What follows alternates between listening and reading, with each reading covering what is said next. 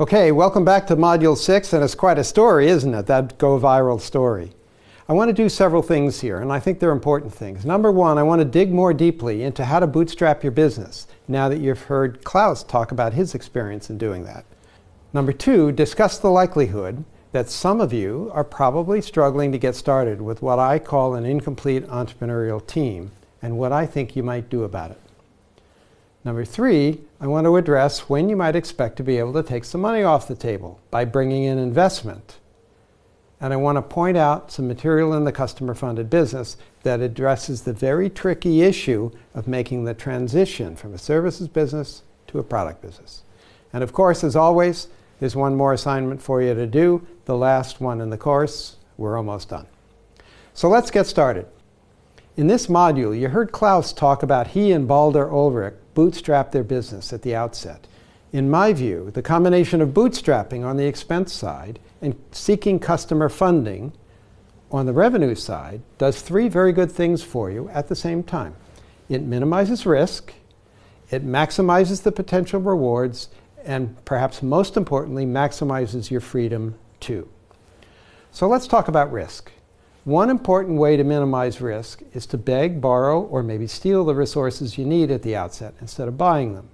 In one of my businesses a long time ago, we borrowed a commercial kitchen to get the business started instead of going to the expense of building one and fitting it out. That's way less risky than buying what you need to execute plan A when what we know is plan B or C or whatever is what's eventually maybe going to work. On the reward side, let's think about Michael Dell and compare him to Steve Jobs. Dell was customer funded from the get-go. Apple was venture capital backed from the get-go. And while I expect you'd be very happy to have either Michael Dell's or Steve Jobs' success and fortune 10 years from now, I have a short quiz for you. Who captured a greater share of the value that his company eventually created? Was it Michael Dell or was it Steve Jobs? The answer is Michael Dell, hands down. He kept way more of the value in Dell than Steve Jobs kept in Apple. And the freedom you get from having to answer only to your customers and never to investors who might have their own agendas is priceless, I can assure you. And there's one more note about risk. For investors, their risk is spread over a number of deals in their portfolio. They need only one or two winners in a portfolio of 10 or 20 or 30 or 40 deals, one of which may not be you. Your risk, however, is concentrated. It's all on you. Not so good. If you'd like to do some more optional reading now, the best of the books on bootstrapping, in my view, is Greg Gianforte's great little book called Bootstrapping Your Business.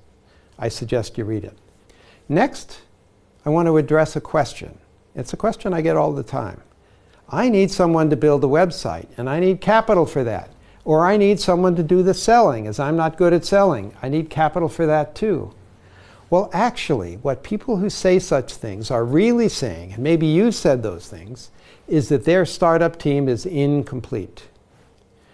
If there's a set of essential skills or competencies required to get your business up and running, then that set of skills, whatever they are, need to be present on your founding team. You need a partner, not an investor. And investors these days, at least the smart ones, are unlikely to fund an incomplete management team.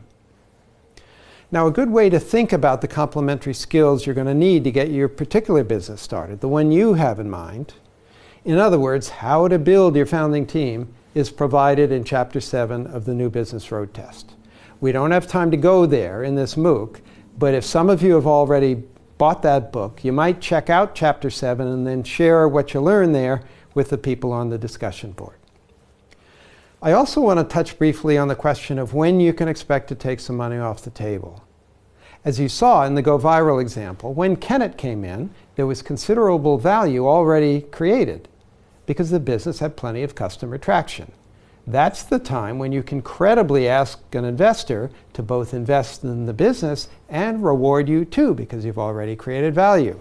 Before such a point, it's pretty unlikely they will do so. I promised earlier that I'd also tee up some info on the always tricky transition from being a services provider to being a product business.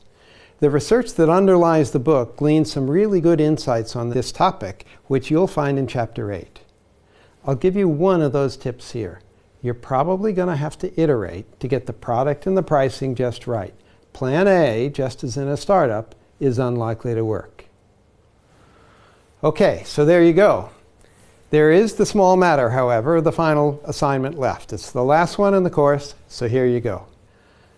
I'd like you to find a services business in your community in which the individuals deliver the service, but not a retail business. Don't study a retailer. It could be your business, or it could be somebody else's you know. It might be an interior designer who designs fancy homes, or whatever. I'd like you to make a short list of the main services that that business offers, and then I'd like you to think about which of those offerings might be turned into a product that could be delivered on a standalone basis with essentially no service support. Then I'd like you to identify who the customer would be for that service. Would it be others in the business that service provider is in, that is their competitors? Would it be their current customers? Would it be maybe a different customer segment than they serve now?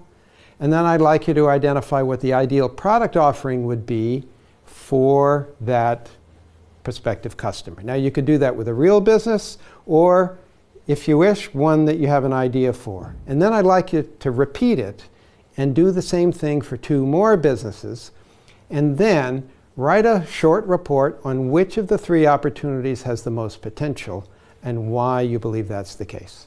And submit it as usual. Okay, so there you go. We're done with Module 6 on service to product models. In Module 7, we're going to discuss how you might proceed to start implementing what you've learned in this course in a startup setting. Can you do this in every business, for example? Are there some questions you should ask first? How might today's lean startup mindset support what you're going to do? And we'll do another interview with London-based author-entrepreneur Rob Fitzpatrick. But meanwhile, my colleague Tiffany is going to keep stirring up the pot on the discussion board, so we want to keep you learning from one another. And you'll find a closing slide momentarily to stimulate your thinking on how you might contribute to that discussion. Now, Tiffany and I suggest that this would be a good time for those of you who've implemented a customer-funded model in your business, or begun to do so, to begin sharing lessons of what you've learned with the other people in the group. After that, I look forward to seeing you in Module 7. I'll see you there shortly.